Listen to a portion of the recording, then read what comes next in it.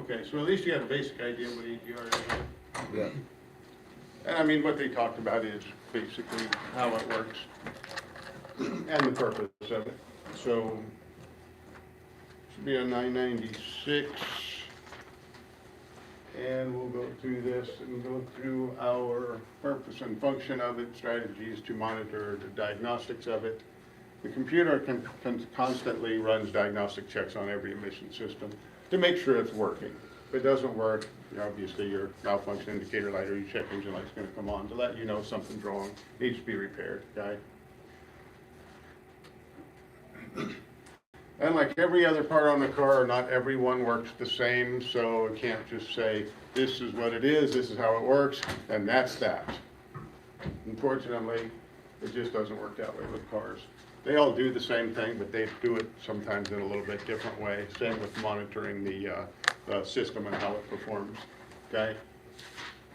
Your EGR's emission control system, as we know already, lowers the amount of oxides of nitrogen formed during combustion. The temperature at which those are created is about 2,500 degrees. Controlling that, your EGR system will route small quantities of exhaust gas back into the intake manifold, which we saw in the videos. The result is a lower peak combustion chamber temperature, which helps reduce that NOx emissions. Typically, only used on the engine above idle, not used at idle during warm-up and at wide open throttle. These are the operating conditions which the EGR will not function, okay?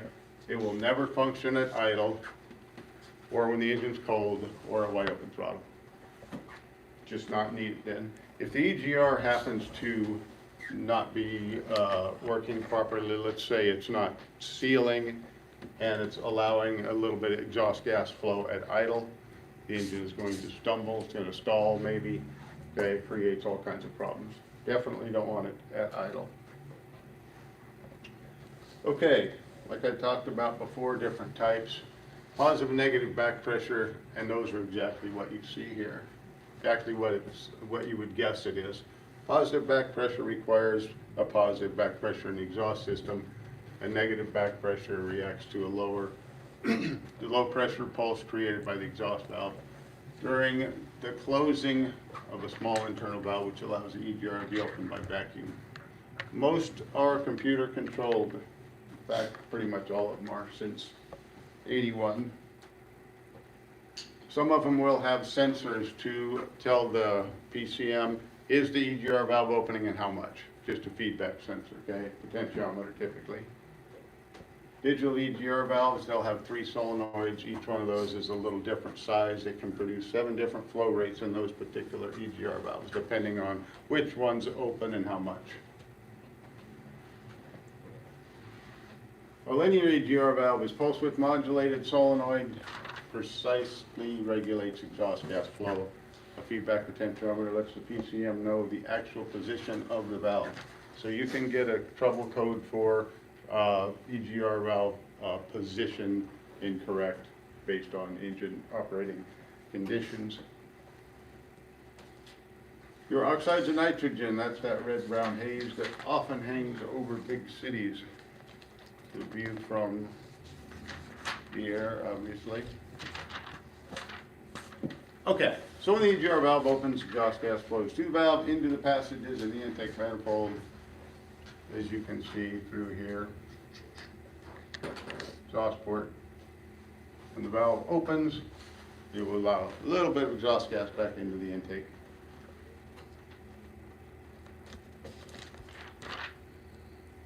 There's going to be, as we go through this, I'll do what I've been doing lately, let you know what you're going to see Wednesday. Are we doing all 3 tests Wednesday? We do have, no. We do have our regular Wednesday test. Obviously, we have the ASE, which we'll do on Wednesday, which is our last day of school. And we have the final exam, which I think we'll just do tomorrow, so you don't get hit with 3 of them on one day. Okay. But I'll let you know what's going on with that one as far as what you need to look at. So Wednesday will be the block tests? And, yeah, Wednesday will be the regular Wednesday test and the ASE. We'll just do the final tomorrow, Gotcha. okay? Because there is a final exam in the class. Gotcha. Our last test here that we're gonna do is only 37 questions. That next day, will we know what we did on the final? Mm-hmm. Did we ever get our score for the midterm? I don't know. Did I give you that? I don't remember. Yes, you did. I gave you that back, didn't I? Yeah. Yeah. I don't remember shit. Don't remember? Nah, I don't. Oh. We talked about this when I came to see you the other day. Okay, you know what we're gonna do, okay? You let me know when you're ready. Okay, thank Today or tomorrow would be good, all right? you. Okay. Okay. Let's see, where was I?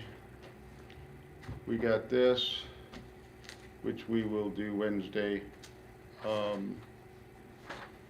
we have 2 paper tests left, and then ASC for Wednesday, okay? All right. One of the things you're gonna need to remember is this. It should be obvious the test question is going to say something to the effect of a positive back pressure EGR valve requires what?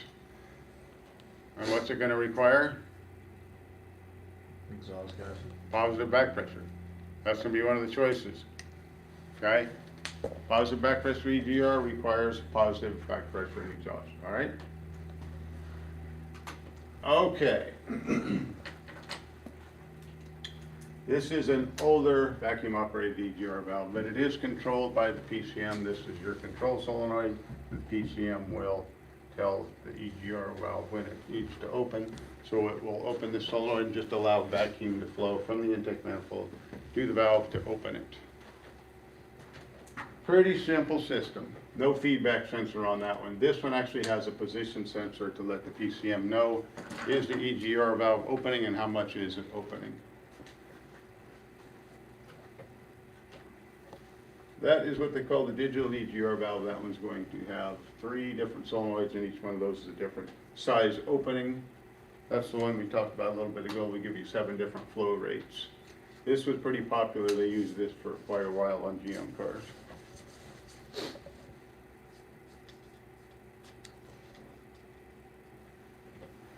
Okay, the EGR valve Pentel is pulse width modulated, and a 3-wire potentiometer provides feedback to the PCM as far as where is it, as far as how far open or closed is it. Is it in the right position for the engine operating condition? Purpose of it, we already know that, right? For NOx emissions, so that's really the thing you need to know about the purpose of it, okay? The PCM will monitor the system and alert the driver and the technician. If an emission system is malfunctioning, it will do this on every emission system on the vehicle, okay? We talked about this last week. Anytime a failure occurs that will allow emissions to exceed the federal test procedure by 1.5 times, it's going to turn the check engine light on, okay? Some of them will monitor the oxygen sensor activity. Some of them will use a feedback sensor. Some of them will use a MAP sensor to diagnose or monitor the EGR. Again, they're not all the same. Because since there's so many different manufacturers, engineers decide that, well, we want to do it this way, but we want to do it this way. We want to do it this way. It all accomplishes the same goal. It's just that they have a different way of doing it. Okay? So it gets a little confusing, but the end result is the same. All right?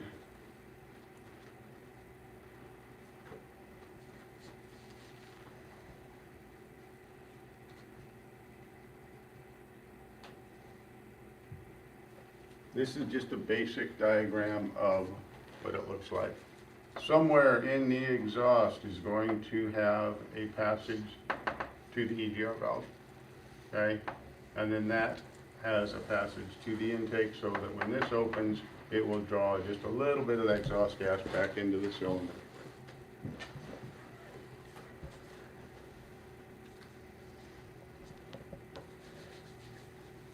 On this particular one, an active test, the PCM will open the EGR valve and it will watch the MAP sensor voltage and see if it changes enough to say the EGR is working to an acceptable level. And why does it do that? Why would it look at the map sensor voltage when the PCM commanded the EGR to open?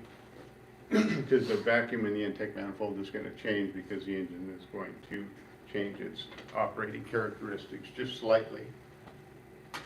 Some of them will have a temperature sensor in the passage between the EGR valve and the intake. So what it's going to do is when it commands the EGR valve to open, it's going to look at that temperature sensor. Is that temperature sensor increasing in temperature? If it is, the exhaust gas is flowing. If it's not working. Okay? So again, they don't all monitor it the same way, but they all figure out whether it's going to work or not, or if it's working or not by the diagnostic process that they decided they wanted to do for that one. These are symptoms of an EGR system that isn't working. These are things that you really should pay attention to or make a highlight of or something in the book, because stuff like this is going to come up periodically, and especially on the ASE test. When they talk about EGR valve, they're going to ask you things about what are some of the things that would happen if the EGR system was not functioning. Detonation, spark knock, or ping, abnormal combustion from too much heat in the combustion chamber. Okay?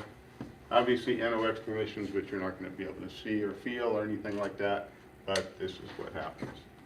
You can get a rough idle, stalling, poor performance, especially at low speed. Testing procedures, if it is vacuum operated, you can use a pan operated vacuum pump to see if the EGR valve will open that way. Sometimes the passages do get plugged up and you have to clean those out. Trouble codes relating to EGR, this is just a few. Again, if you have a code, it will give you the description of it as far as the test question goes. Okay. One down.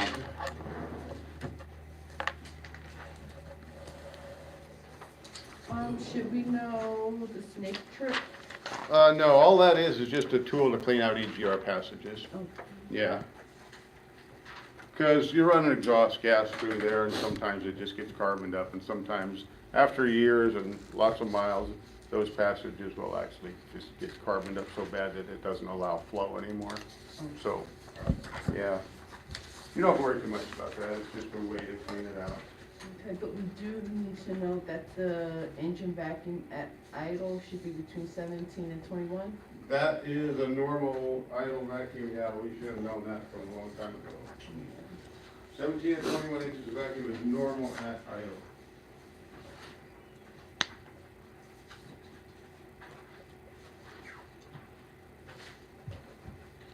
Is that what he just told us in the first one?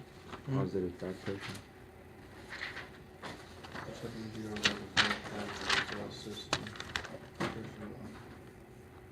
This one? So let's remember that. High exhaust pressure. Assuming high is a positive. Page 998. Yes.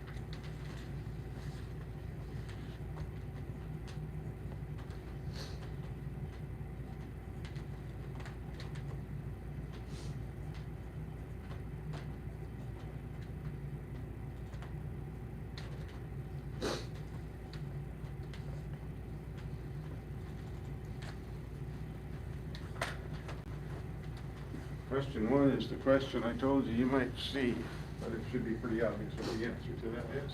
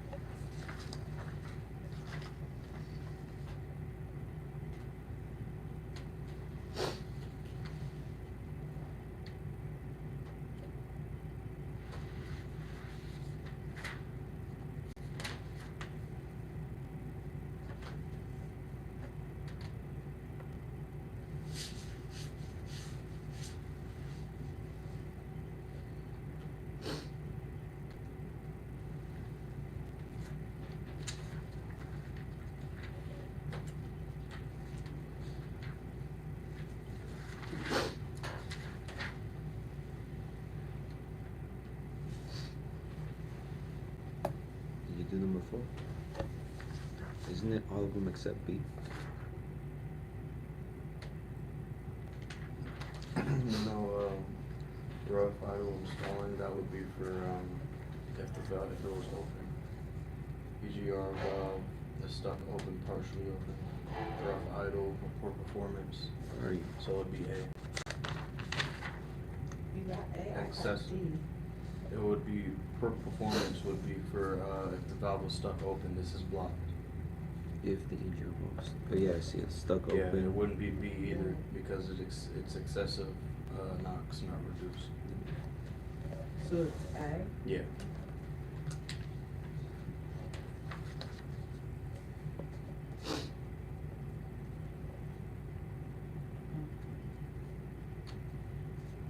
Okay, yeah, I see, Thank you.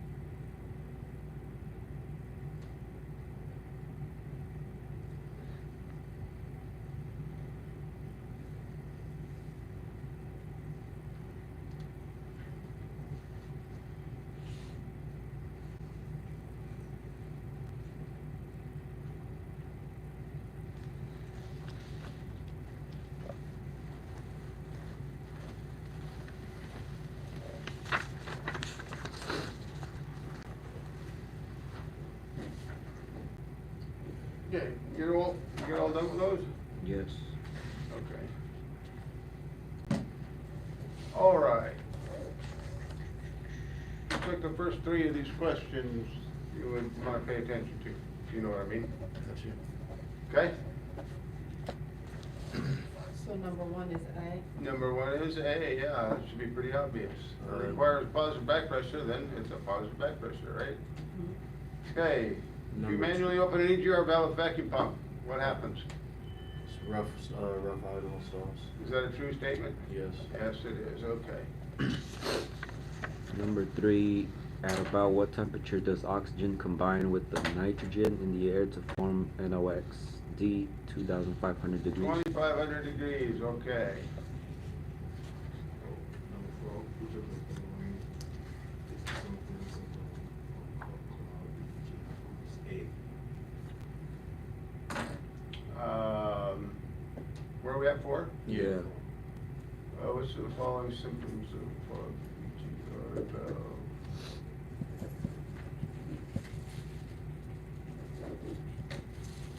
Yes, A, yep.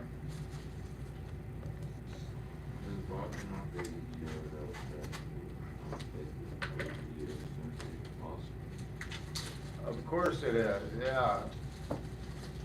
It's gonna know exactly what he did. Okay. Oh, my phone? Yeah. Excuse me. The following statements are all correct except C. Let's see, 6. Negative. No? All except for 3 except for 1. Linear. Linear EGR valve does not require exhaust back pressure, so 6 is going to be a. Okay, Oh, I this see. is the one we answered before, basically just reworded, heat above 2,500 degrees, all right. Number 8, My turn? Yeah. A vehicle comes into the shop and the technician retrieves diagnostic code P0401, EGR flow insufficient. Which of these could be the cause? A, clogged EGR ports or passages. That is the one. Number 9, you might want to remember too, because you know why. Number 9 is what? This is C, 6 to 8. Isn't 6 it? to 8, yep. Wait. 6 to 8 inches of vacuum. What? Wait. Is it A? Hello? Wait, is it A or C? A. It's A. Okay. Page 1001. Vacuum is measured in inches of mercury. C is PSI, pressure, no pressure. Okay. Number 10, linear EGR valve uses what? A. Pulse width modulator solenoid is correct. Okay.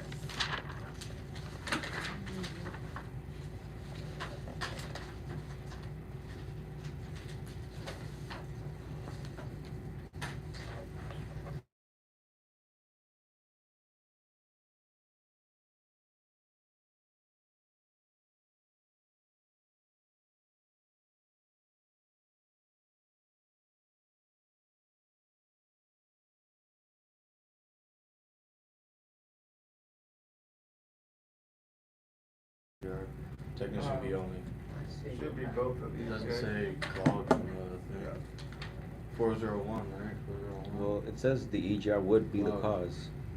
Yeah, that's true, that's true. Yeah, it should be both of those for that one. And we know this already is 2,500 degrees, blocking off the EGR valve, that's false, of course, it's gonna have a, this is the same question we had with the back pressure. That one. NOx should be pretty obvious. It's one we've been talking about for the EGR. Okay, 6. Yeah. Clogged EGR passages, one Both guy technicians. says it will cause excessive NOx emission. Both. Yes. It will. If the passage is clogged, it can't work, right? Page Cause ping, spark knock detonation, yep, both of those are correct. Okay, 7. Well, 7's the one we did, right, yeah. True. That was 7 was A, right? Yeah. Okay. EGR is generally not needed under any of the following conditions except for one of them. We talked about these during the presentation of the PowerPoint. You may remember what it was? Cruise speed. That is correct. This is the one that it would be used during. Because it says except, we know it's not idle, we know it's not cold, we know it's not wide open throttle. Okay, good. Number 9, we did. C.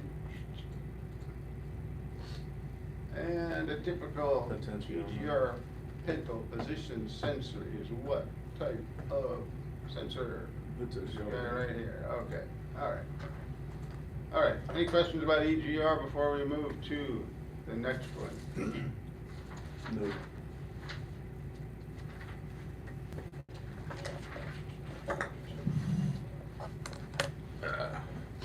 Just so you know, we're gonna have to end class a little bit early today. We have graduation rehearsal.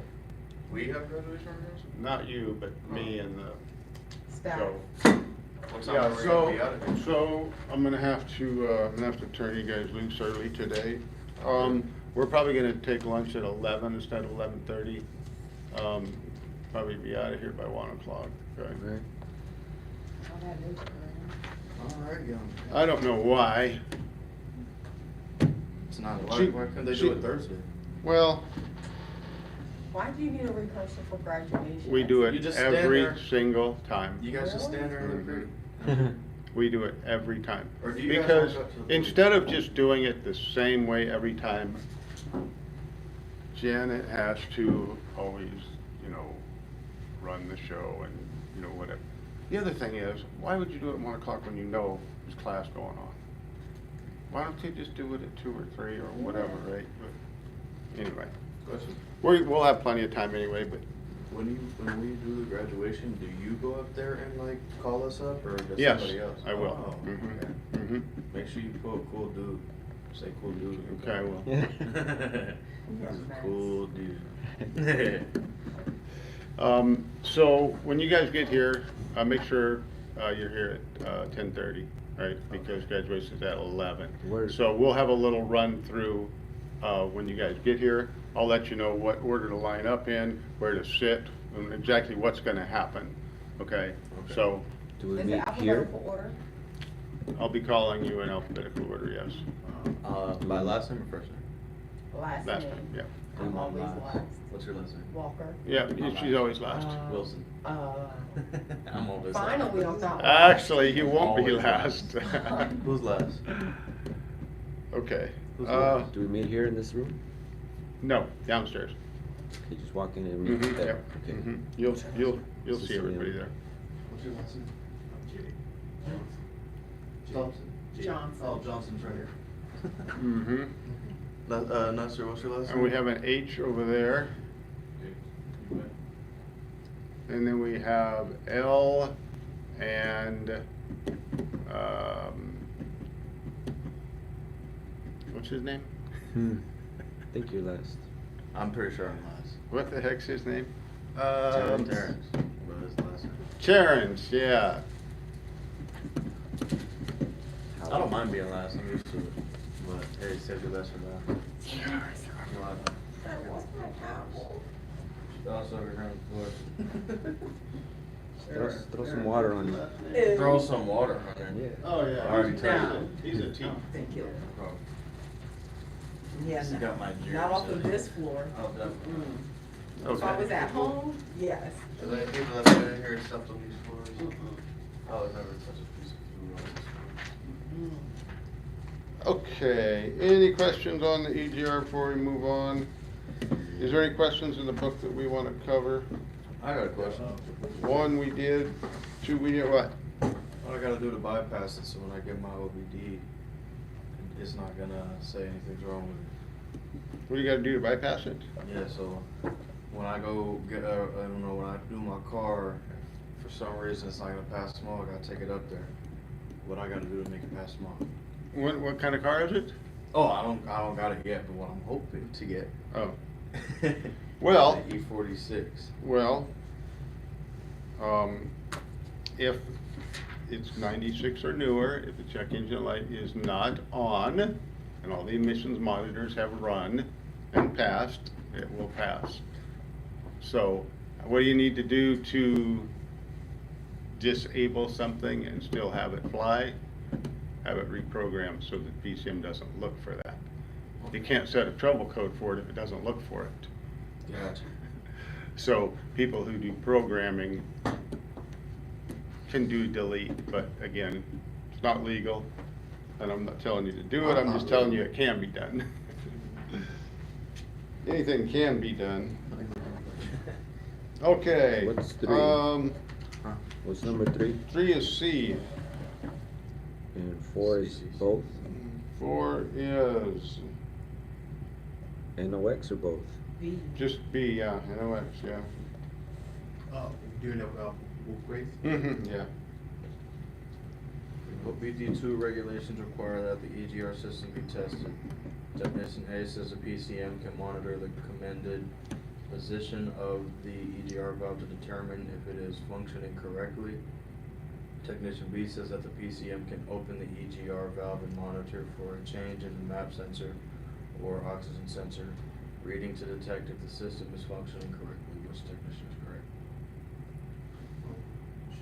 Requesting what's number 4 is B, 5 is D.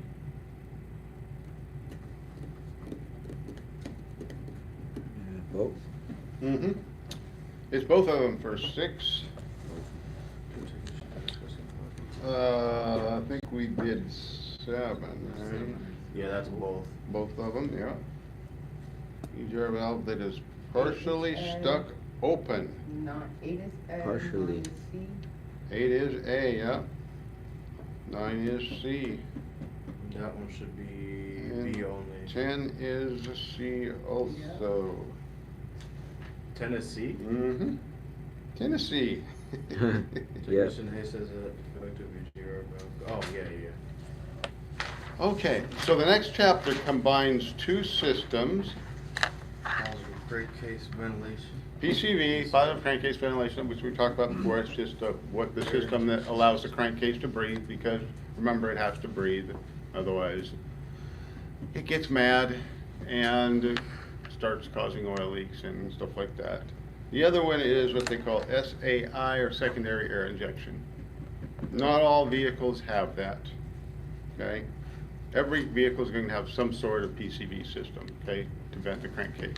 Not every vehicle will have secondary air injection, or SAI, okay? Okay, 87, is that where we're at? Let's go here. Page 1003. 87. Okay. Even though it's gonna be a short day, we should still be able to get through all 5 chapters. We'll probably just take on to 11, that way when we come They're back- all like 4 pages long, except Yeah, for they're, chapter 90. they're pretty Chapter quick. 90 is, I think, 10 pages. Yeah, we shouldn't have any problem getting through this.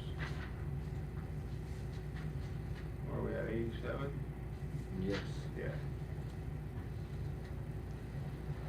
There we go. Okay. We're gonna go through the purpose of your crankcase ventilation system, which we should already know. It is just a system that allows the engine crankcase to breathe, okay? If it gets plugged up, causes problems, okay? Typically, you're gonna end up with an oil leak, stuff like that. The secondary air injection system, that is just an emission system, which we will talk about. And again, not every vehicle has that. PCV systems were developed to ventilate the crankcase, recirculate the vapors into the engine induction system, so they can be burned in the cylinders. It doesn't allow crankcase vapors to escape into the atmosphere. It will reburn them, and it also keeps the crankcase ventilated so it doesn't have a meltdown by not being able to breathe and start causing excessive crankcase pressure, okay? In most systems, it's a one-way valve containing a spring operated plunger that will control flow rate. Orifice controls, some of those used on four-cylinder engines contain a calibrated orifice instead of a PCV valve. A lot of these on four-cylinder engines, especially if it's turbocharged, it's actually part of the cam cover. You would have to replace the whole cam cover if this failed. Okay? It's not a serviceable part by itself. And on turbocharged or fuel-injected engines, which they pretty much all are, they'll have an oil vapor water separator and a calibrated orifice instead of a PCV valve, kind of like that. It's just a cutaway view of the cam cover being cut away. So, okay. Spring force, crankcase pressure and intake manifold vacuum work together to regulate the flow through the PCV valve. The other thing you got to remember about PCV valves is some of those that are removable on the older car. Remember, it should rattle if you shake it. Okay, that may come up as a test question as well. At idle and low speeds, manifold vacuum pulls the valve toward the restricted position. Flow rate is low. You don't have to worry about the flow rate actually. Airflow through the PCV valve during acceleration when the engine is under heavy load. Higher speed, heavy load conditions, manifold vacuum drops, spring moves, valve opens, flow through the valve increases. 350 cubic feet per minute. If the engine backfires, causing a high intake manifold pressure, the valve will seat. Keep that backfire out of the crankcase.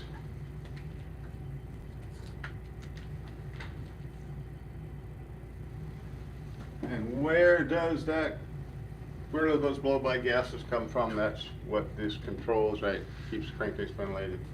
Remember, we've talked about this many times before. Piston rings cannot completely seal the cylinder. A little bit of compression gets by every time that piston comes up. Your crankcase in here will build up a little bit of pressure from this blow-by gas. It gets vented out through that valve and just reburned the fumes or whatever. Okay? Pretty simple system, but very necessary system.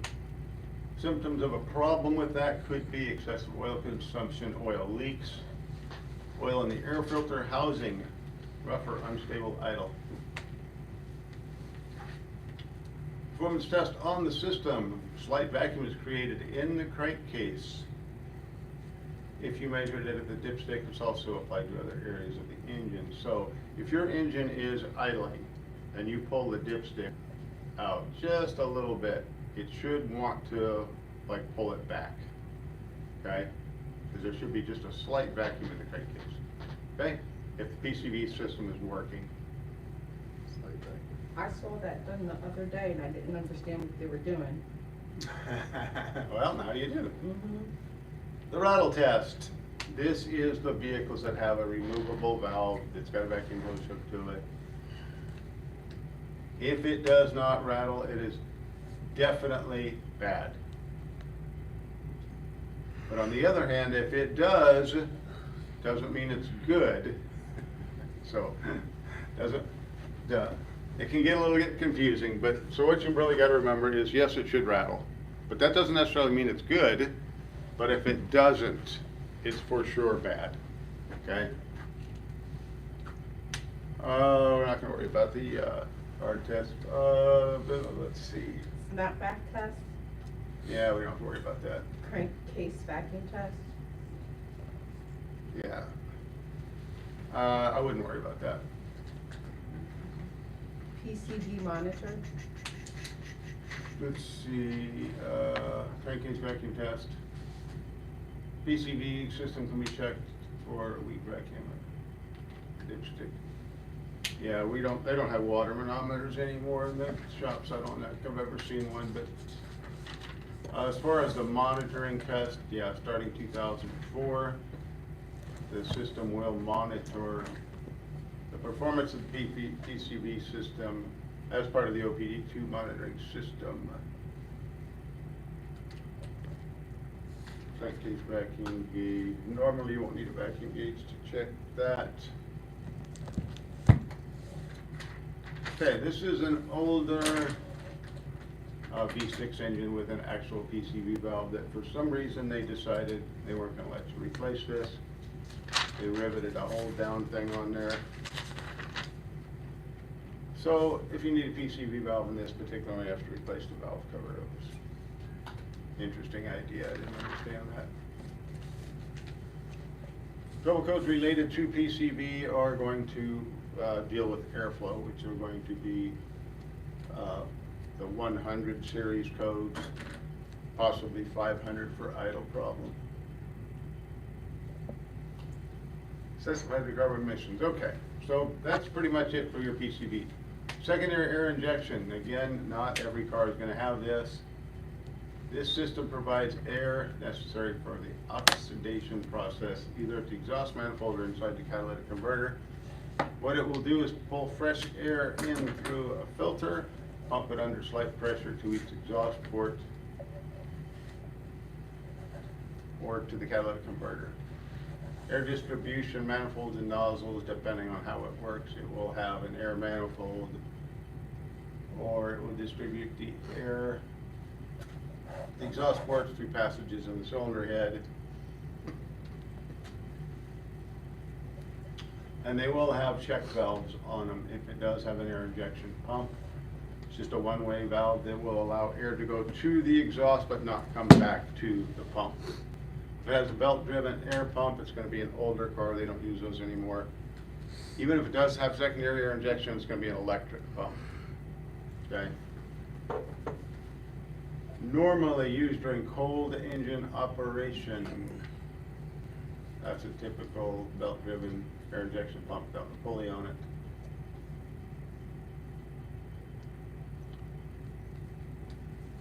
This is what the check valve looks like. This has a little tube here, this manifold, and one for each exhaust port. This is the check valve. This is replaceable. This will go to the air pump. This will just allow it to push air into the exhaust and not exhaust come back through here. This check valve goes bad, it will start burning this hose and melting things from the exhaust heat. But again, we don't see a lot of those anymore. That's another older system. So don't expect to see that on anything that probably you're going to be working on. But again, it's going to show up for testing purposes.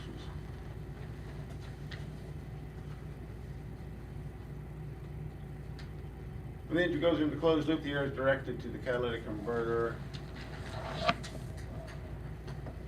It will divert the air to different places depending on engine operating condition.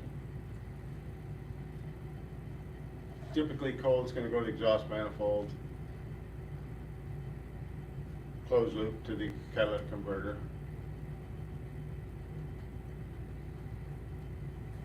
This is a picture of an electric air injection pump on a Corvette. Only works when the engine is cold. Back when you start these cars up cold, you can hear the pump run for a few seconds and it shuts off, and that's about really all it does. Question. Mm-hmm. How come on some race cars the fuel pump is so loud? They need a lot of fuel. I mean, yeah, that makes sense. Yeah, I mean, yeah, sometimes they are loud. It also depends on where they mount it. Yeah. If they don't put like isolators on it or something like that, that noise will transfer through the whole car and they, yeah, they get loud, yeah. 'Cause I was the Corvette guy in my down the street from my house I told you about. I was walking by and I was talking to him, and he was getting ready to go somewhere, and I was just talking to him about the car and everything. He turned it on, he clicked it, and just and then it starts. I'm like, oh shit, it's fucking loud. Yeah. I like the car, but hearing that, like, Yeah, 6 in yeah. the morning, bro, no. Yeah, well, of course, once the engine's running, you don't really You don't hear hear it it much, but It's just yeah. for like maybe like 5 Right. seconds. Okay, air pump. Should be inspected if exhaust emission test fails. Yeah. We don't worry much about that either. Trying to get you here through the stuff that's important. Purpose of the air injection pump. What it does is just provide air to the exhaust for the oxidation process, either at the exhaust manifold or the catalytic converter. Nothing too exciting there. As we go through some ASE practice test questions that talk about air injection, I'll fill you in on what you actually need to know about it. And what's gonna get you through, because you just don't see a lot of them anymore. Again, a system the car may or may not have, in fact, most of them don't.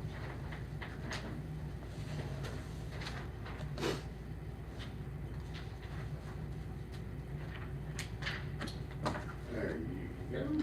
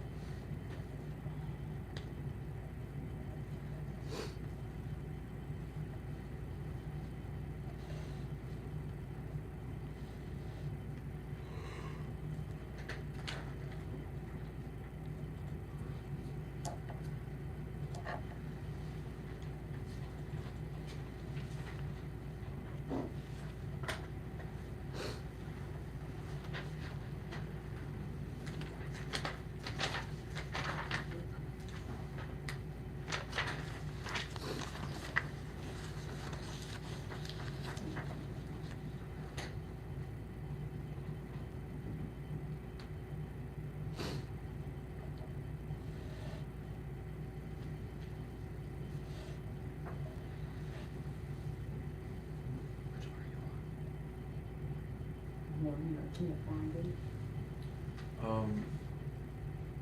So, me personally, you don't have to listen to me on this one. I just kind of thought of it as in common terms. If the hose is pinched, it's gonna create more pressure, more buildup of the CO2 in AC. And then, if the drive belt, is defective, of course, it's gonna have an uneven Oh, yeah, airflow. yeah, yeah. Makes sense, makes sense. So if I am wrong, I apologize. But No, I'm no, pretty and- sure it's both. That makes sense.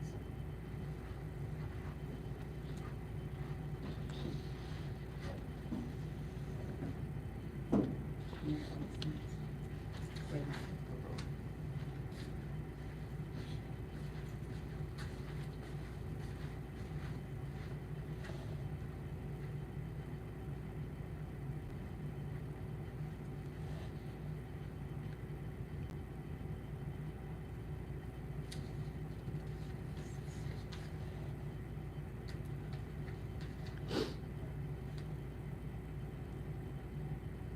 Huh, and it's right here on page 1008. Is it really? Yep, for gas exhaust analysis, number 3. Okay. Using the appropriate pinch-off pliers, shut off the airflow from the SAI system, observe the HC and CO readings. If the SAI system is working correctly, the HC and CO level should increase when the SAI system is shut off. Good. Didn't say anything about the drive, but. No. Oh yeah, on the other side, visual inspection at the bottom. Oh, Drive belt on an on-engine driven pump for wear and proper attention. If belt is worn or damaged, check the air pump. What the fuck? Doesn't really. Well, yeah, it still makes It sense. makes sense, yeah. I'll just say that. Yeah.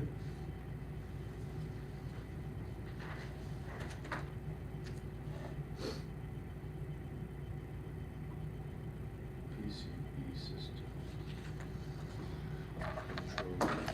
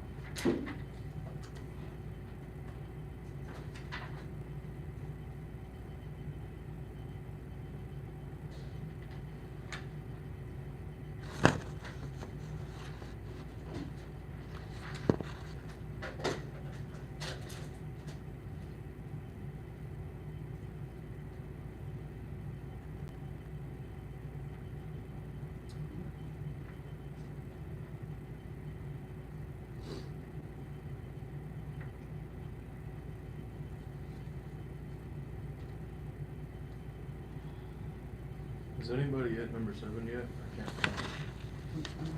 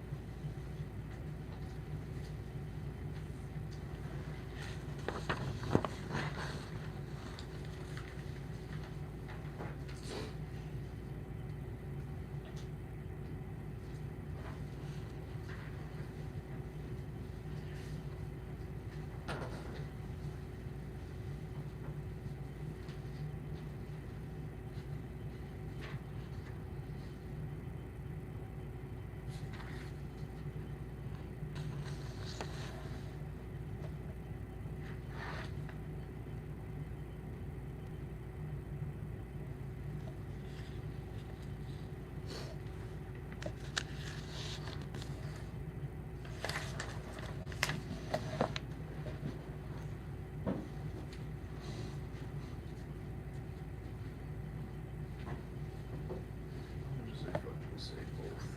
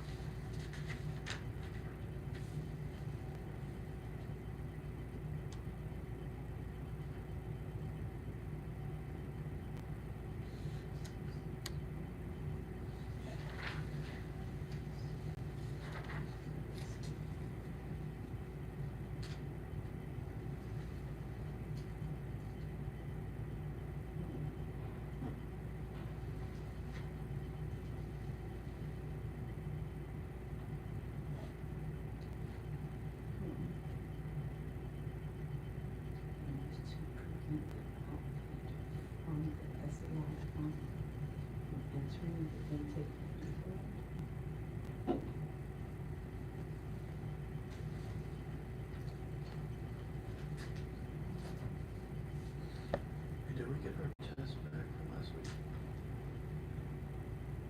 Yes. What? No, we didn't. Did we get our No. test back from last week? No. Did you?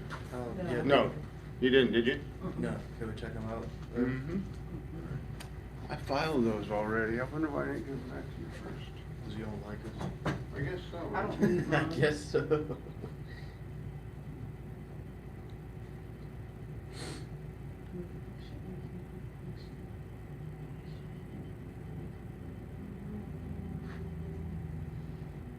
Since they're from the pump to the nose stored, just provides equal and makes the available results quicker. And external air manifold or manifolds distributes the air injections to users. It doesn't say for number 7 that it prevents it. That's what I'm saying.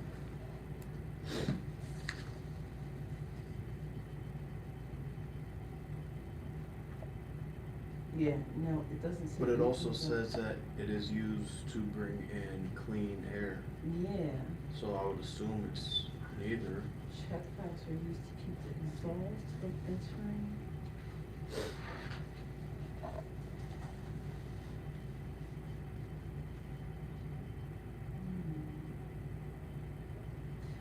Okay, the secondary air injection system sends air from the pump to a nozzle installed near each exhaust port in the cylinder head.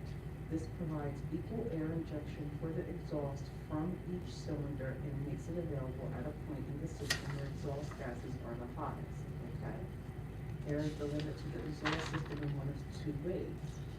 An external air manifold or manifolds distributes the air through injection tubes with stainless steel nozzles. The nozzles are threaded into the cylinder heads or exhaust manifolds close to each exhaust valve. This method is used primarily with smaller engines. That doesn't answer the question. An internal air manifold distributes the air to the exhaust ports near each exhaust valve through passages past the cylinder head or the exhaust manifold. This method is used mainly with larger engines.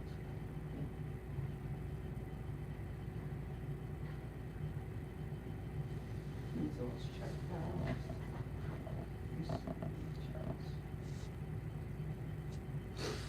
And reverse exhaust flow. All air injection systems use one or more one-way check valves to protect the air pump and other components from reverse exhaust flow. So for B, says the check valves are used to keep the exhaust from entering the air pump, so he's right. According to where it says exhaust check valves, it sounds like B is right. So A is no? I haven't it says that they're used to prevent output. See, that's the thing, prevent output Yeah. from the SAI pump. Prevent output, no. I didn't see that anywhere. Even under purpose and function, So I'm saying, I looked through that whole shit and didn't find nothing. I'm So I gonna kind be, of settled for it. I'm kinda going with B. I don't know, we'll see. Did anybody get anything else for 7? No. No. We'll find out. Okay, I was stoned, I did not file on my head, I'm sitting there waiting for you. I had them turned upside down, so I didn't realize that they were still sitting there. Okay, let's see, here's one guy here. Where's another guy?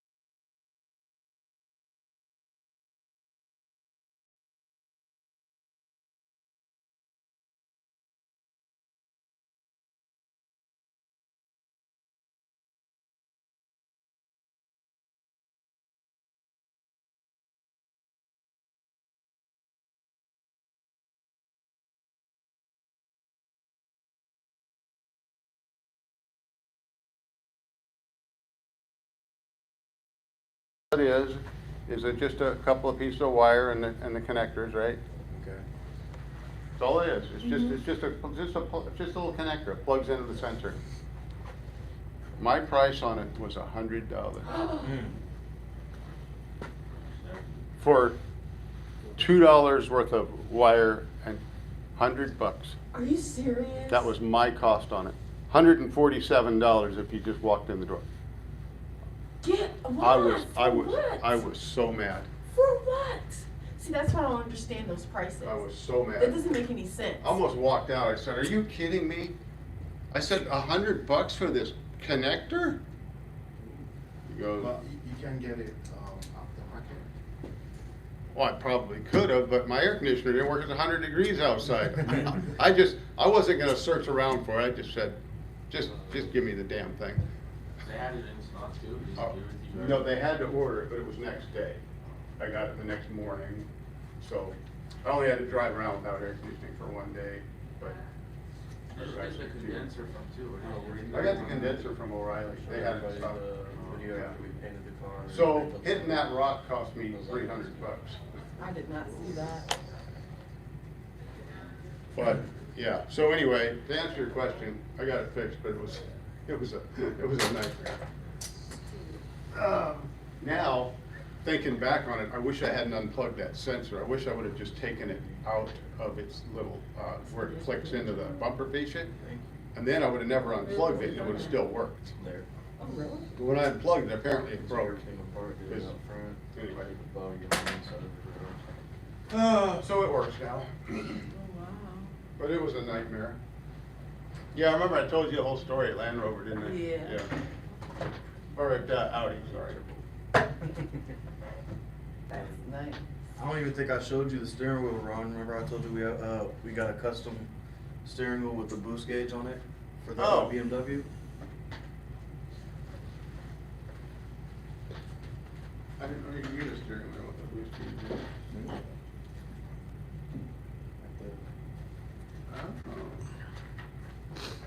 Oh. Very cool. Yeah. Okay.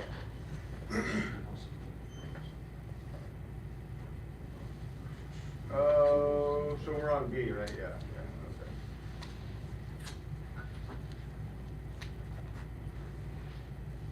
The switching valves on the air pump, that's sometimes called the diverter valve. That's the one that will redirect the air from like exhaust, manifold to the catalytic converter, okay? That's what this is, that switching valve, that's what they're talking about, okay?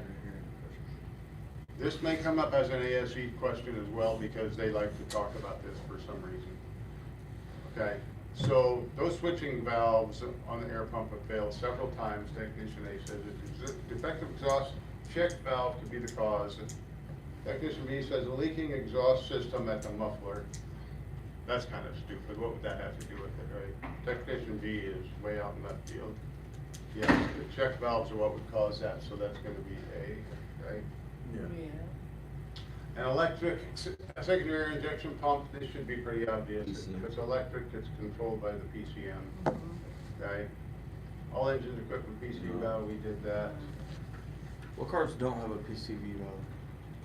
The SAI. Which ones don't? Yeah. I would say more don't than do. Because they kind of got rid of the valve itself that just goes into the valve cover. And most of them just have that calibrated orifice or whatever built into the cam cover. So I'd Okay. say that's probably more popular now.